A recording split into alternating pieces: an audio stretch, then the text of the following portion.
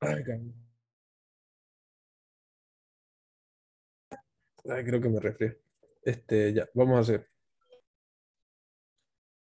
Entonces, Auxi, sí, una duda. ya, ¿Cómo nacía el foco ectópico? a eso voy. Perdón. A eso voy. ¿Por qué se producen los focos ectópicos? Ya, básicamente, tres cosas. Necrosis, isquemia y necrosis, isquemia. Sí, necrosis y isquemia es lo más importante. ¿Ya? ¿Qué es lo que pasa con los focos ectópicos? Es una, escúchame, si ustedes se dan cuenta, todo el miocardio funciona en conjunto, ¿no ve? Primero las aurículas y después los ventrículos, pero todas las fibras al mismo tiempo, ¿no ve? Entonces, si ustedes en el corazón tienen una necrosis a este nivel, ¿ya? En toda esta parte, ¿qué es lo que va a pasar? Ya no se va a contraer de forma paralela, ¿no ve? Porque aquí está dañado. Entonces, este se puede volver un foco ectópico, ¿ya? Supongamos, el corazón ya se contraen las aurículas, se contraen las aurículas, se contraen los ventrículos, pero se contrae todo el ventrículo sano, ¿no ve? Toda la parte sana, excepto el foco ectópico. Al final se contrae el foco ectópico. O puede ser que primero se contraiga el foco ectópico y luego recién el resto del ventrículo sano, ¿ya? Eso es lo que varía. Imagínense una placa necrosada de un corazón, eso puede generar un foco ectópico, ¿ya? Este, ¿Alguna otra duda?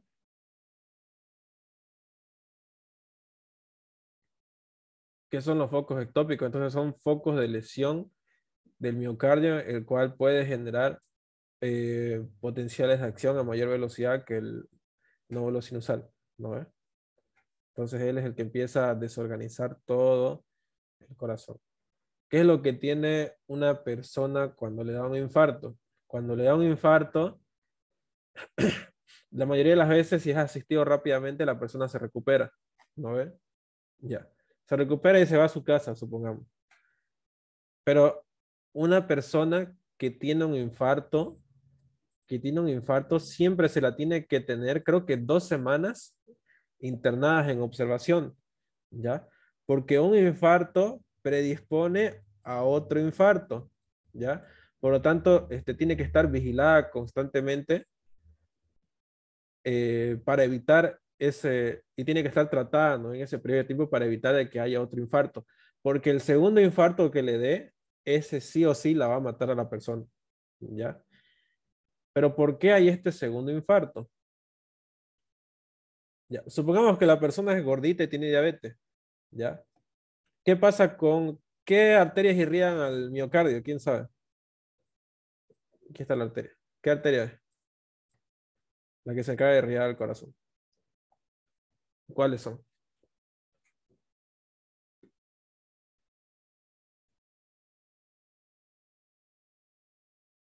Las arterias coronarias. Las arterias coronarias, ¿no ve? Coronaria izquierda y derecha. Ya supongamos que aquí se le tapó su coronaria izquierda, ¿ya? Con grasa, con una placa de ateroma. Eso lo van a dar en patología, ¿ya? Una placa de ateroma, una placa de grasa, ¿ya? Taponó esa arteria. ¿Qué cara del corazón es irrigada por la arteria coronaria izquierda? Principalmente la cara anterior del corazón, ¿no? Anterior y también la cara lateral. Entonces, toda esa parte se va a necrosar, ¿ya? Esa parte se necrosa, la persona sufre un infarto, la llevan al hospital, la atienden y todo, pero esa parte lesionada, ¿no ve? Ya no se vuelve a recuperar, ¿ya? ¿Qué es lo que pasa cuando hay infarto? El tejido del corazón ya no se vuelve a recuperar. Esta parte lo que va a hacer es fibrosarse, ya se fibrosa y deja de ser funcional esta parte. Por eso una persona que tiene infarto tiene que estar en observación, creo que son 2 semanas el protocolo, si no me equivoco. 2 semanas para evitar de que esta placa necrosada genere arritmia. Y esa arritmia lo que provoca es esta, primero una taquicardia ventricular. Fíjense cómo está el QRS, ¿no ve? Estos son prácticamente puras ondas R, ¿no ve? Picuda, fíjense, en un patrón de sierra. Luego de la taquicardia ventricular viene la fibrilación ventricular. En la fibrilación ventricular, imagínense que todo el corazón ya se está contrayendo de forma anómala. Primero las aurículas, después la parte inferior de la aurícula izquierda, después el ventrículo derecho. O sea, todo el corazón se desorganiza a la hora de contraerse. Y fíjense, prácticamente se perdió todo el patrón que aprendimos, el QRS, onda P, onda T, ¿no ve? Y luego de la fibrilación viene el paro cardíaco, ¿ya? Si a una persona no la sacan de fibrilación ventricular, en 3 minutos la persona prácticamente sufre un paro y se muere, ¿ya? ¿Tienen alguna duda? ¿Se la puede repetir? O sea, da primero la taquicardia, luego la arritmia, luego la fibrilación y luego el paro. Ajá. Como este foco ectópico, el que dibujamos acá de verde, ¿no ve? Va a provocar la arritmia. Supongamos que este foco ectópico genera potenciales de acción a una velocidad de 150 latidos por minuto. Entonces empieza a generar potenciales de acción anómalos, ¿no ve? Patológicos por todo el miocardio. ¿Cómo se va a manifestar en el electro?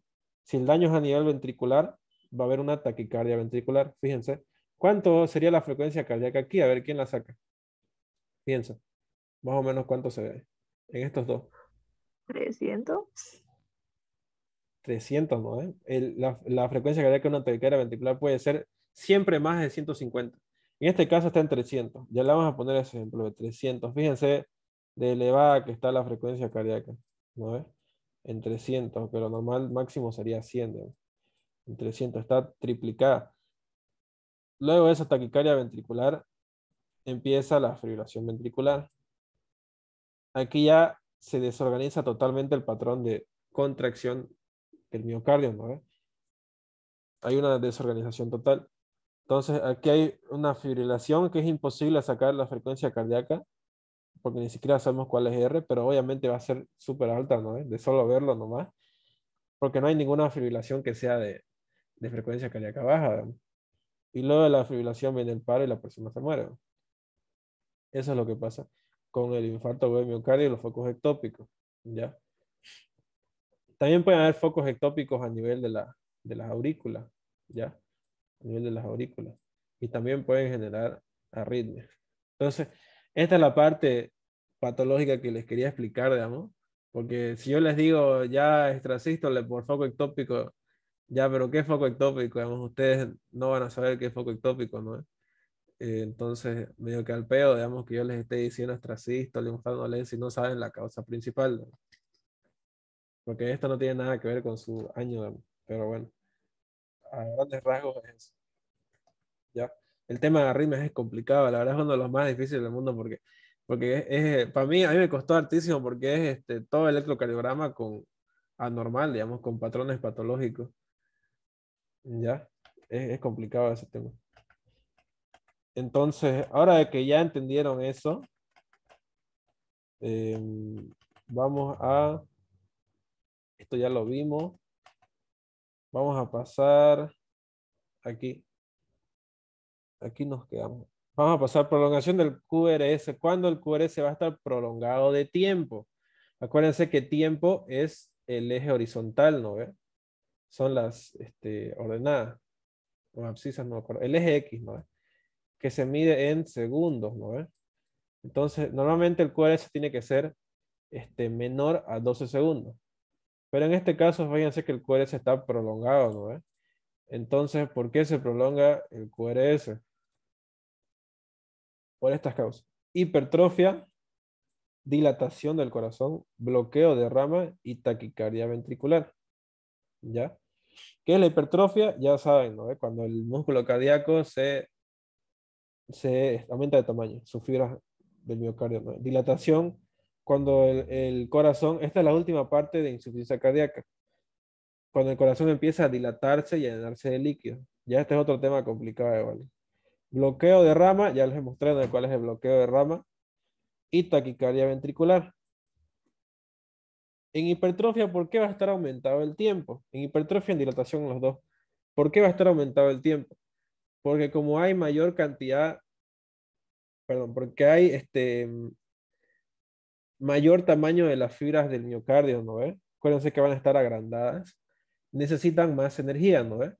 Por lo tanto, van a tardar mucho más en despolarizarse y en repolarizarse, ¿no ve? Por eso es que el QRS se va a hacer, se va a alargar de tiempo, supongamos así ya, alarga de tiempo. Porque como las fibras están aumentadas de tamaño, tardan mucho más en despolarizarse y en repolarizarse, ¿ya? En bloqueo de rama es porque la electricidad tarda en llegar hacia el ventrículo, ¿no? Si hay bloqueo de rama derecha, la electricidad tarda en llegar al ventrículo derecho. Si hay bloqueo de rama izquierda, la electricidad tarda en llegar al ventrículo izquierdo, ¿no? Y la que es más evidente, obviamente, es el bloqueo de rama izquierda, ¿ya? En taquicardia ventricular porque aumenta la frecuencia cardíaca. Entonces, en resumen, eso es por prolongación del QRS, como se puede ver acá. Fíjense en esta imagen, esta es una taquicardia ventricular, ¿ya? Por foco ectópico, ¿no? Ya saben que es foco ectópico. Entonces, fíjense cuánto tiempo dura, a ver, este QRS. A ver, ¿quién lo saca? Son 3 cuadrados grandes. ¿Cuántos son 3 cuadrados grandes en tiempo? ¿Cuánto valía un cuadrado grande? ¿Quién se acuerda? 0,20 segundos. 0,20 segundos por 3. A ver, sáquenlo. ¿Cuánto es?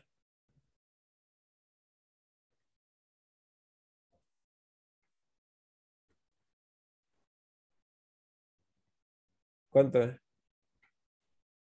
0,60. 0,60, ¿no?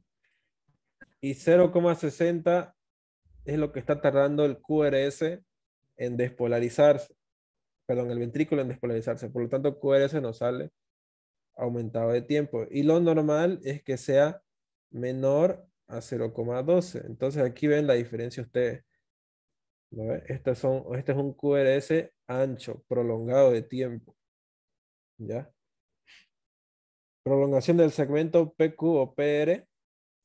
Ya saben, si hay Q, PQ. Si no hay Q, PR nomás. ¿Por qué se producen los bloqueos? Los bloqueos se producen porque hay daño en el nódulo, perdón, en el haz de His, ¿ya? En el haz de His. ¿No ve que el haz de His, aquí está el nódulo auriculoventricular y aquí está el haz de His? El haz de His se divide en dos ramas, ¿no ve? Derecha e izquierda.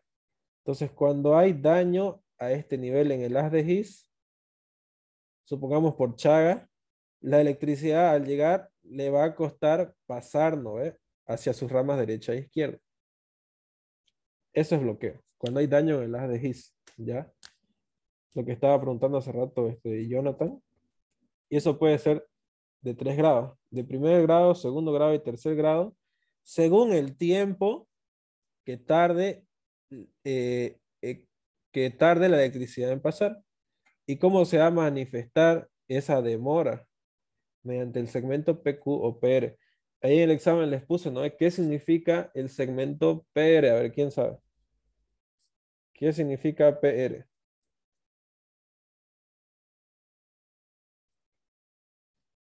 Tenemos la onda P, ¿no?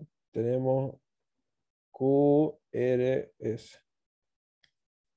¿Qué significa este segmento? ¿PQ o PR?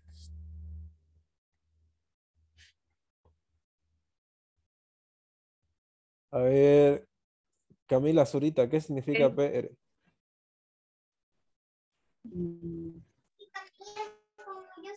El final de la onda P hasta hasta el inicio del complejo QRS. Ya, hablando de eso, escúchame, yo he visto que en su examen la mayoría me puso esa interpretación, ¿ya? O sea, final de esta onda, comienzo de tal. Chicos, eso yo no le estaba preguntando ese examen, yo le estaba preguntando el significado. ¿Qué significa el segmento PR? Lo que ustedes tenían que decir es el tiempo de retraso que hay en el nódulo auriculoventricular y en el haz de His para que las aurículas terminen de vaciarse, que vacíen toda su sangre hacia los ventrículos. Eso era lo correcto. Entonces es un tiempo de demora que espera a que las aurículas se vacíen por completo, ¿ya? Entonces, en los bloqueos ese tiempo va a estar aumentado, ¿ya? Fíjense que el bloqueo de primer grado, el PQ, el segmento PQ va a ser, el tiempo va a estar mayor a 20 segundos, ¿ya? El grado 2 o MOVITS, ¿no ve? Lo que decían, es de 0.25 a 0.35, que va a estar aumentado de tiempo el PQ. Y el tercer grado ya es un bloqueo completo. Estos dos, el de primer grado y segundo grado, son incompletos, ¿ya? Porque todavía sigue pasando la electricidad. Le tarda más en llegar, pero sigue pasando. Pero en un tercer bloqueo ya es completo. Ya no pasa electricidad. Entonces, si ya no pasa electricidad hacia el ventrículo, ¿qué es lo que pasa? Las aurículas y los ventrículos ya no tienen coordinación, ¿no? Que primero las aurículas y después ventrículos, eso se pierde.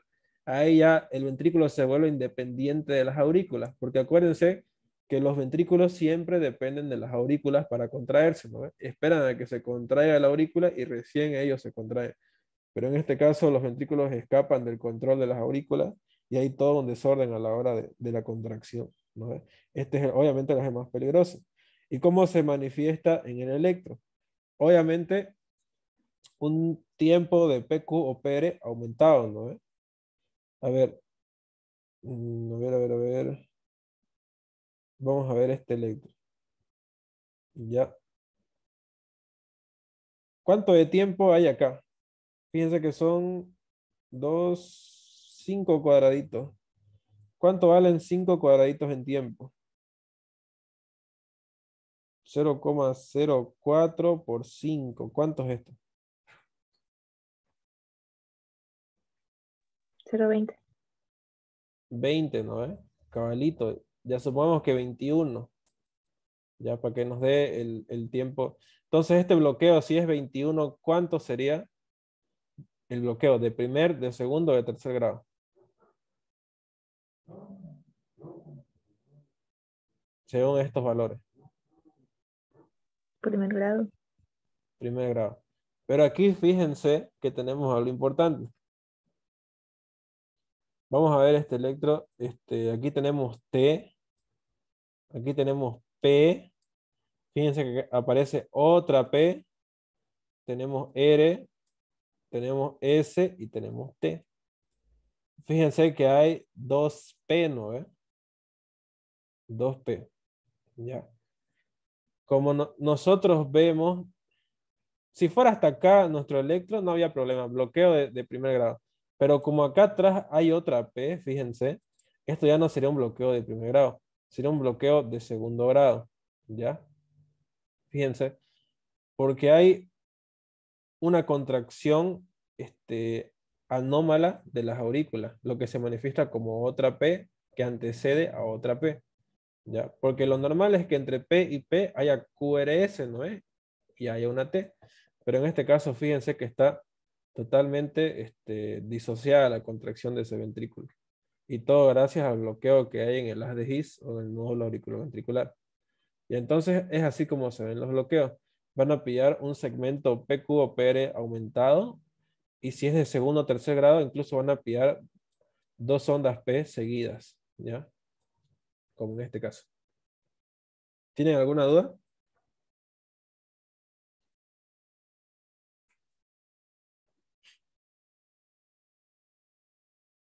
Ausencia ahí ya en el tercer grado ya no habría, no nos guiaríamos por el tiempo, sino por la aparición de las dos ondas P.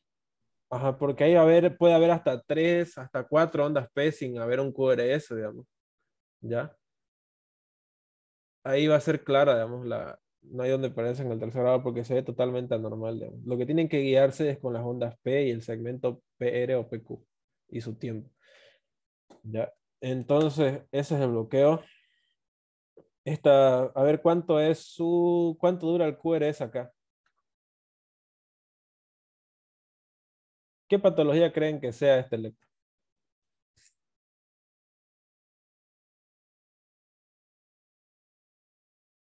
¿Ah? ¿Cuál es?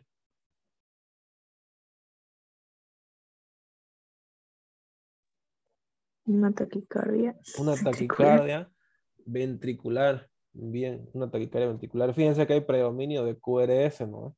¿Cuánto dura el QRS acá? A ver, ¿cuánto es este tiempo? Es un cuadrado grande y dos chiquitos. 0,28. 0,28, ¿no? Está aumentado. Aumentado. Lo normal es que sea hasta 0,12, ¿no? Lo normal es que sea hasta 0,12. Y aquí está aumentado, fíjense. Entonces es un QRS ancho, ¿no? Y también es un QRS alto, fíjense, de alto voltaje. Porque el QRS por lo general no pasa de los dos cuadritos grandes. Pero fíjense que acá ya llega hasta un tercer cuadrito grande. Entonces es un QRS ancho y alto, ¿no? Que se ve en la taquicardia ventricular. ¿Ah? ¿Índice de hipertrofia óxido o nada que Eso, ver? indica hipertrofia, indica foco ectópico, ¿ya? Indica hipertrofia, foco ectópico. Y también puede ser que haya un desvío, porque fíjense, ABL es positivo o negativo.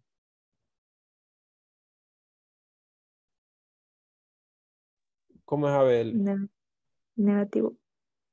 ABL es positivo, ¿no? Pero aquí está negativo, fíjense. A ver. Eso ya habría que verlo bien, digamos, no podemos decirlo. Pero este es un electro, de verdad, que sacamos ahí con el doctor Ganaría. Aquí está mi zapato. Ya. Eh, a ver, fíjense que acá tenemos otro bloqueo. P, P, fíjense. P seguida de P. Y aquí lo que falta es un QRS, ¿no ves?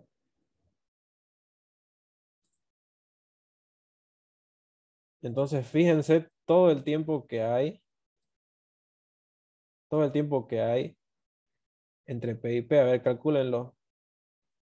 0,20 más 0,20 más 0,20, ¿cuánto sería?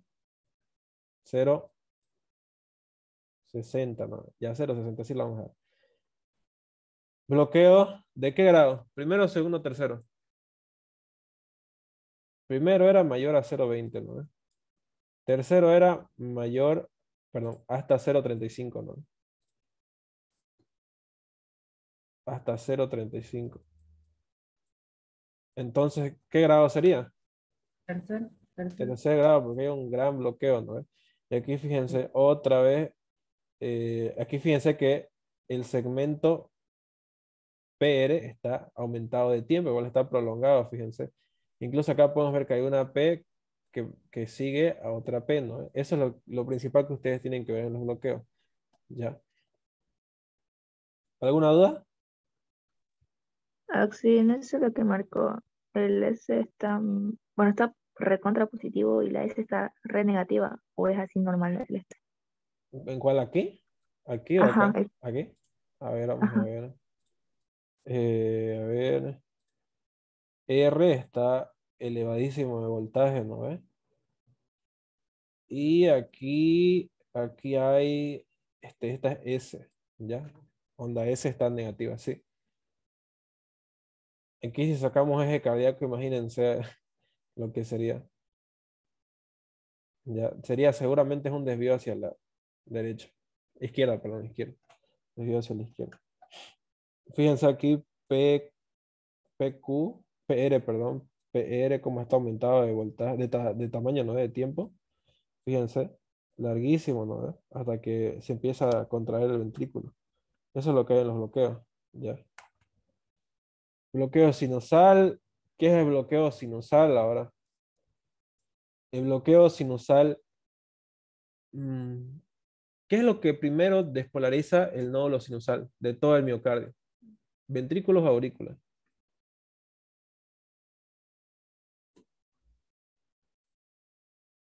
¿Qué despolariza primero? Ventrículos o aurículas. El nódulo sinusal. Las Aurícula. aurículas, ¿no ves? Las aurículas es lo que primero despolariza, aurículas.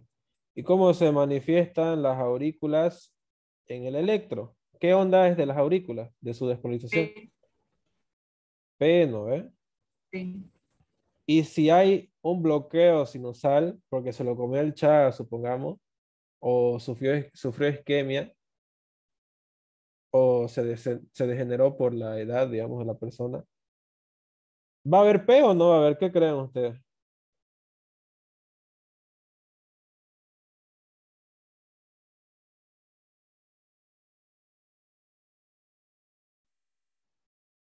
¿Qué hay acá? Aquí, ¿dónde está la P aquí?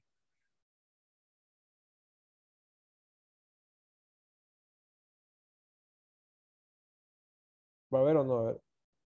Fíjense que está acá la P, pero está disminuida, ¿no ves? Está prácticamente isoeléctrica. Y fíjense la distancia que hay entre latido y latido, ¿no ves? Es una distancia aumentada de tiempo entre latido, porque acuérdense que un complejo QRS es un latido y otro es un latido. Entre latido y latido, ¿cuánto sería su frecuencia cardíaca de esta persona? A ver, sáquenlo. 300, 150, 100, 75, 60, 50, 40, 40 y pico sería. Su frecuencia cardíaca de 40 y pico, digamos. Ya, supongamos. Entonces, fíjense que aquí la frecuencia cardíaca está bajísima, porque el nódulo sinusal está bloqueado. Ya. Entonces, ¿qué es lo que vamos a ver en un bloqueo sinusal? Prolongación de tiempo entre latido y latido. ¿Ya? Entre latido y latido. Fíjense, aquí va la otra línea de tiempo, extremadamente larga. ¿Ya? La onda P va a estar disminuida, incluso puede desaparecer la onda P. Otra cosa que les quería comentar, y anótenlo, la onda P es la despolarización de las aurículas, ¿no ve? Pero hay algo importante que ustedes tienen que saber. Como la aurícula derecha es la primera que se contrae, ¿no ve? Vamos a ponerlo de azul.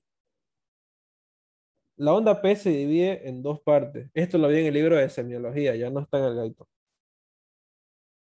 La primera parte de la onda P corresponde a la despolarización de la aurícula derecha, ¿ya? Y el final de la onda P, la colita, ¿no ve? Lo último que queda, corresponde a la despolarización de la aurícula izquierda, ¿ya?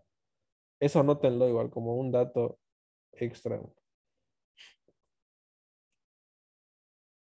Esa hipertrofia que les dije del ventrículo, ¿no ve? También puede haber en las aurículas, por si acaso, porque también son miocardios, ¿no ve? ¿Qué pasa cuando la aurícula derecha se hipertrofia? ¿Qué pasa con la P? Va a ser una P picuda, una P aumentada de voltaje, ¿ya?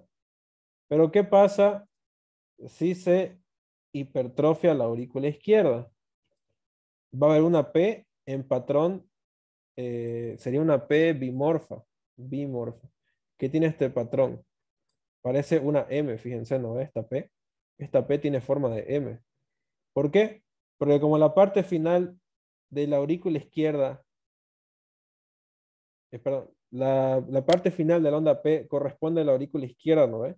Si esta aurícula izquierda aumenta del tamaño de sus miocardiocitos, va a necesitar más energía, ¿no ve? Como toda hipertrofia siempre necesita más energía para contraerse.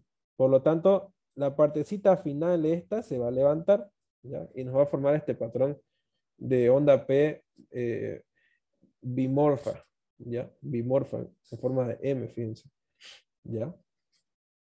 Después, las extrasístoles. Las extrasístoles, perdón, aquí en bloqueo sinusal igual se le llama, a este periodo prolongado de tiempo se le llama latido fallido, ¿ya?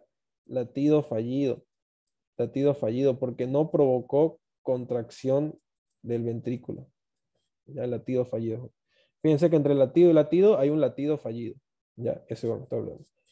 Ahora, ¿qué pasa en las extrasístoles? Las extrasístoles se producen por focos ectópicos, por lo general. Ya saben que es un foco ectópico, ¿no ve?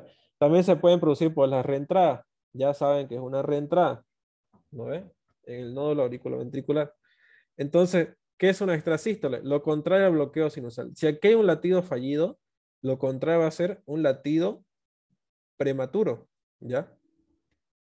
Fíjense que entre latido y latido hay un latido prematuro, ¿ya? Un latido prematuro que no debería haber, ¿ya? Esa es la extrasístole. ¿Y cómo se va a escuchar en el corazón? Ustedes pueden buscar en YouTube, hay varios videos donde se escuchan los sonidos de una extrasístole. Si el latido cardíaco normal es tunta, tunta, tunta, no voy a decir dos ruidos, tunta, tunta. En este caso, la extrasístole va a ser tuntunta, tuntunta, así, tuntunta. Va a haber un ruido extra entre medio de los dos latidos, ¿ya? Esto yo lo escuché igual con el doctor de cardiología, la extrasístole. Se escuchan 3 ruidos seguidos, así rápidamente. Incluso esta extrasístole puede llegar a ser tan fuerte que la persona puede llegar a escuchar sus propios latidos, ¿ya? Así normalmente sin necesidad de un estetoscopio, lo que se le llama palpitaciones. Escucha sus palpitaciones, ¿ya? Esa es una extrasístole, es un latido prematuro, una contracción prematura del ventrículo, fíjense. ¿Por qué? Por foco ectópico y por reentrada. Fibrilación ventricular. Fíjense que aquí ya hay una desorganización total a la hora de contraerse del corazón. ¿Por qué se produce la fibrilación ventricular? ¿Por qué dijimos? Por foco ectópico, ¿no ves? Por un área que se necrosa y empieza a generar potenciales anómalos y el corazón empieza a contraerse de forma patológica. También la fibrilación puede ser a nivel auricular, fíjense. Esta es la fibrilación ventricular, fíjense que pierde totalmente su patrón, ¿no ves? No hay dónde decir qué es ERA, qué es Q, ¿no ves? No hay. Totalmente desorganizado. En cambio, cuando hay una fibrilación auricular, ¿cómo se manifiesta la fibrilación auricular? Fíjense que se manifiesta con ondas P en sierra, ¿ya? Ondas P en sierra. Estas ondas P tienen otro nombre, no me acuerdo cuál era. Pero son un montón de ondas P, fíjense, un montón de ondas P, y aquí recién viene el QRS. Otro montón de ondas P y recién QRS. Otro montón de ondas P y otra vez QRS. Como se puede ver acá, fíjense. ¿Tienen alguna duda?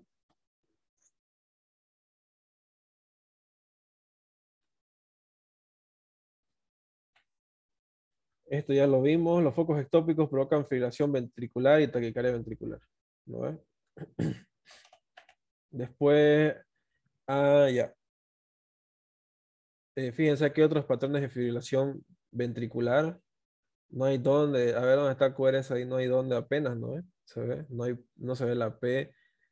Fíjense que hay una taquicardia, esta es una taquicardia, fibrilación ventricular polimórfica. La fibrilación ventricular se dividen en polimórficas y monomórficas. ¿A qué se refiere esto?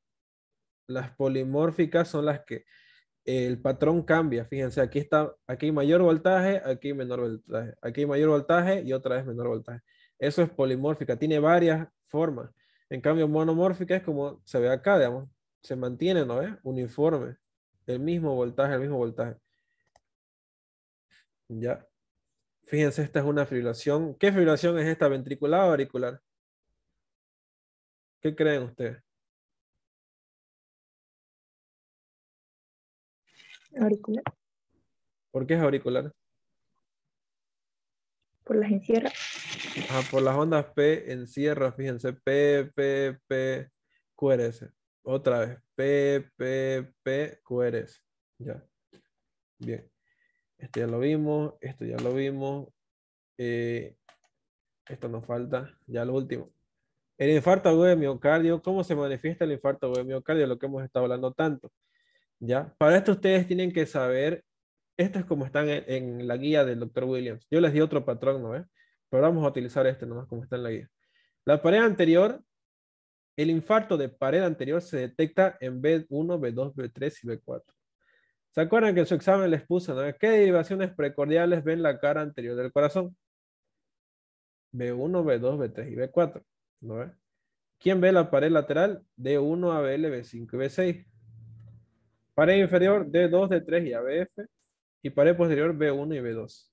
¿Ya? ¿Qué es lo que pasa en el infarto de miocardio?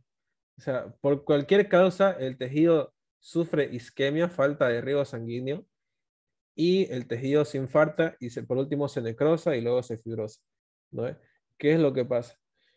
Cuando una persona le da un infarto, fíjense, aquí la persona está bien, luego que le da un infarto, ¿qué es lo primero que nosotros podemos ver en el electro? Si vemos el infarto así inmediato y le ponemos un electro, va a haber elevación del segmento ST. Luego va a haber una onda Q. Fíjense, la onda Q aparece la onda Q y sigue la elevación del segmento ST. ¿No ve? Al segundo día va a haber una inversión de T. La T, fíjense, se volvió negativa. T está negativa. Apareció la Q profunda.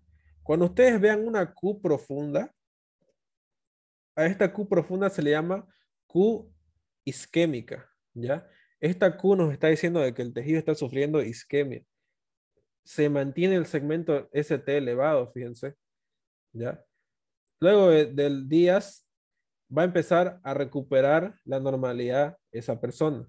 Va a empezar a recuperarse del infarto, como les dije, ¿no ve? Empieza a normalizarse ese T, fíjense, ese T ya está normal. La onda T sigue invertida, ¿no ve? Sigue de cabeza la onda T. Y ya luego de que pasen semanas, si la persona la tratan, ¿no ve? Y la tienen vigilada, la persona se recupera correctamente. Incluso si una persona sufre un infarto agudo de miocardio y no es tratada, puede llegar a recuperarse. Pero si no está en vigilancia, como les dije, ¿no? ¿Qué es lo que pasa? Un segundo infarto agudo de miocardio y este es el que ya la mata a la persona. ¿Ya? Entonces, fíjense, todo esto en el electro es lo que se va viendo según la progresión del infarto agudo de miocardio. ¿Ya? Y por último, el punto J, que voy a enviar un último link ya para que hablemos del punto J y aparte de eso van a ponerle su lista, ya su nombre en el chat para que lo ponga en la lista. Ya no falta nada, ya se va a acabar.